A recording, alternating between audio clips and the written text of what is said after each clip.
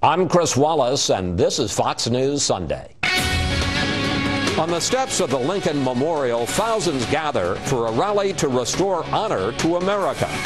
Now the man behind the event, Glenn Beck, speaks out on the country's future, his critics, and himself in his first and only interview after the rally. Glenn Beck, only on Fox News Sunday. Then the bad economic news piles up. With the summer of recovery losing steam, we'll ask our Sunday group what it means for the November elections. And our Power Player of the Week, saving lives in and out of the emergency room. All right now on Fox News Sunday. And hello again from Fox News in Washington. Well, it was part revival meeting, part patriotic rally, and there may have never been anything quite like it on the National Mall. They came by the tens of thousands, stretching all the way from the steps of the Lincoln Memorial down past the reflecting pool. Saturday's event, called Restoring Honor, was a tribute to our military and a call for Americans to return to core values. While there was no open politics, former Governor Sarah Palin made a veiled reference to a country headed in the wrong direction. We must not fundamentally transform America as some would want. We must restore America and restore honor. But the man everyone came to see was organizer Glenn Beck, who said this nation is at a crossroads. My challenge to you today is to make a choice.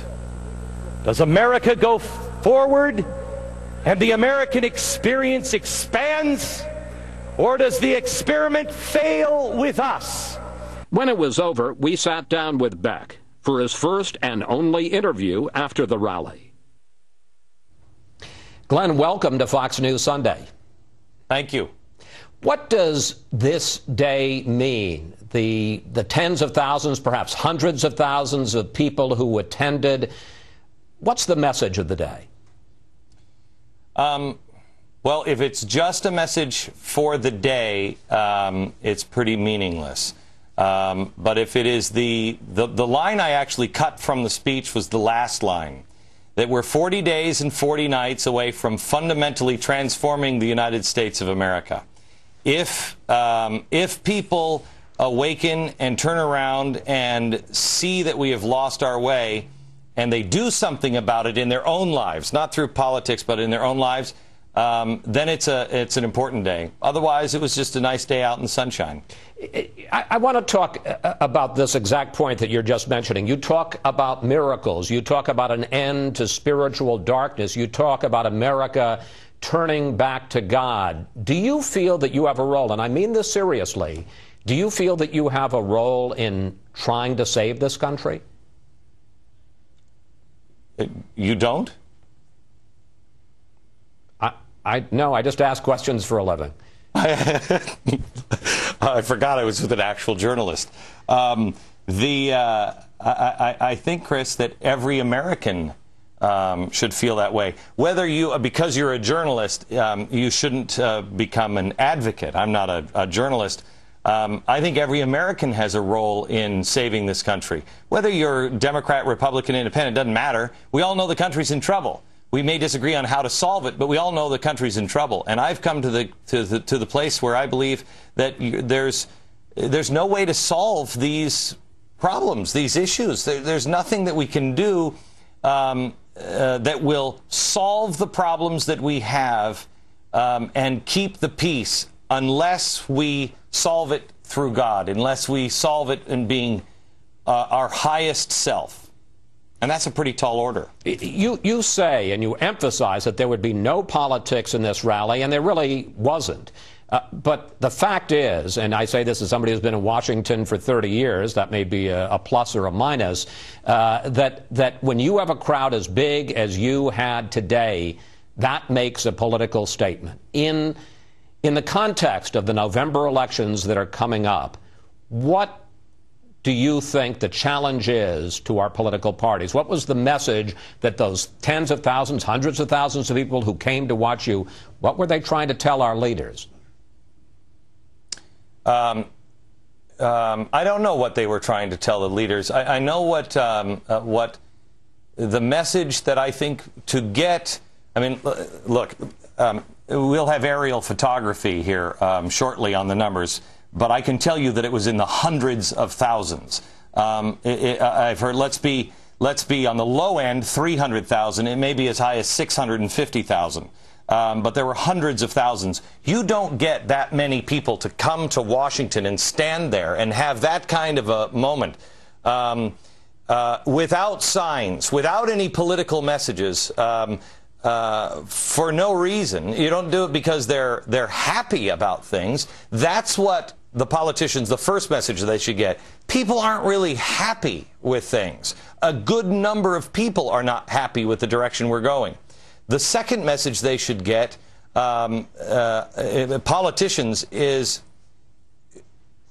where are you headed? Where are you taking? We want the truth.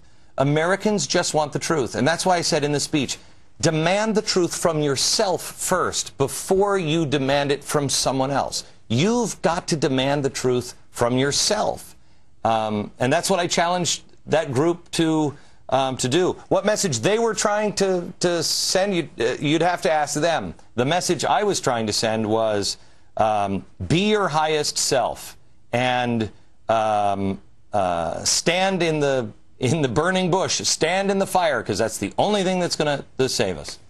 One of the big controversies about this event was the date, the 47th anniversary of Martin Luther King's I Have a Dream speech. You say it was a coincidence, but you also say it was divine providence because you wanted to reclaim the civil rights movement.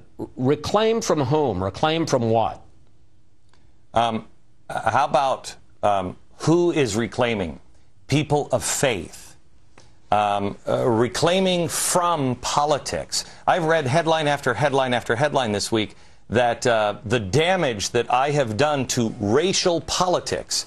My gosh, who thinks racial politics? Who's typing that out and saying, yes, the damage that has been to racial politics, and thinks that's a good thing? Race should not be in politics. Race is a negative that is a heart condition, quite honestly. And the people that, and I got a lot of heat this week from people saying, oh, you're saying that you're a part of the civil. I wasn't even born. I wasn't even born. I lived in the Pacific Northwest. I can't even begin to relate, but I can understand it intellectually, and I can also begin to understand it in the heart when you see justice not done. We're seeing justice perverted on both sides for a very long time.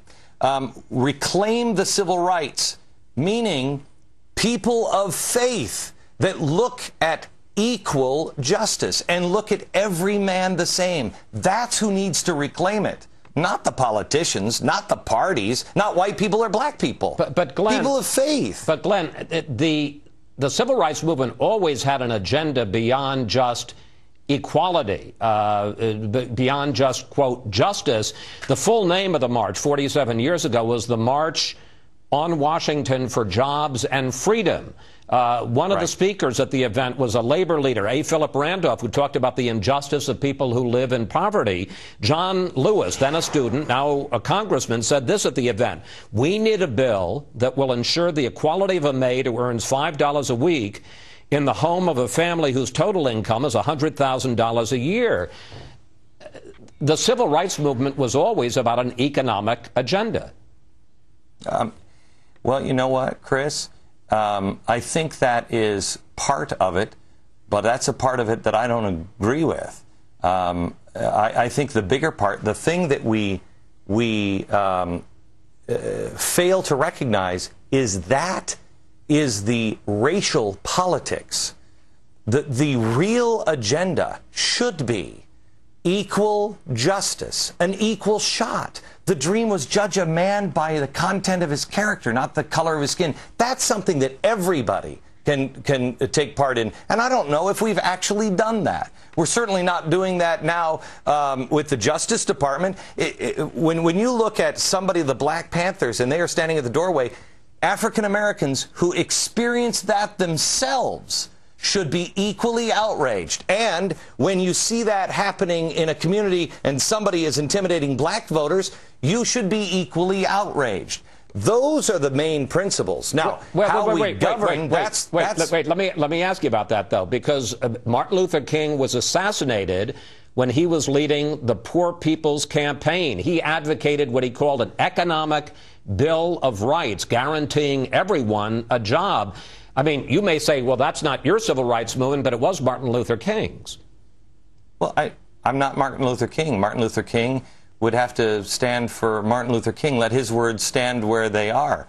What I'm talking about is, and look, Chris, I didn't intentionally put it on 828. The message is about God and faith. The message that I gave on the steps today was that you need to stand for those things that are right and empower the individual. Believe in the power of one person. Don't believe that you can't do it. Everybody wants a shot. That we can all agree on. Beyond that, it becomes politics. I'm not talking politics. This is, I guess, as good a time as any to go back to what you said about President Obama last year, which in the coverage of this has been played over and over again. Let's watch it, and I'll talk to you after we hear it. This president, I think, has exposed himself as a guy over and over and over again who has a deep-seated hatred for white people or the white culture. I don't know what it is. This guy is, I believe, a racist.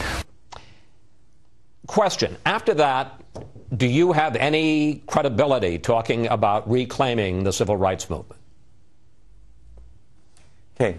Let me go over this again on the reclaiming the civil rights movement. People of faith that believe that you have an equal right to justice. That is the essence, and if it's not the essence, then we've been sold a pack of lies. The essence is everyone deserves a shot. The content of character, not the color of skin. Now, when I've addressed this comment a million times, and in fact, I think I amended it this week, that what I didn't understand at the time was the influences on President Obama. And, you know, the white culture, read his own books. He writes about the white culture and how he struggled with it, et cetera, et cetera.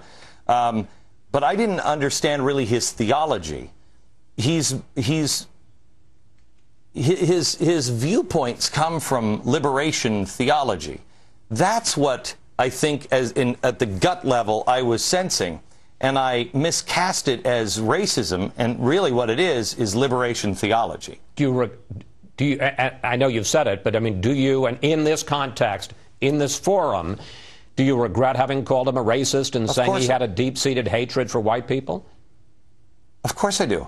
I don't want to retract the. I want to amend that.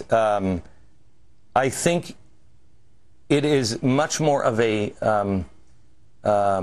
theological question, that he is a guy who understands the world through liberation theology, which is oppressor and victim.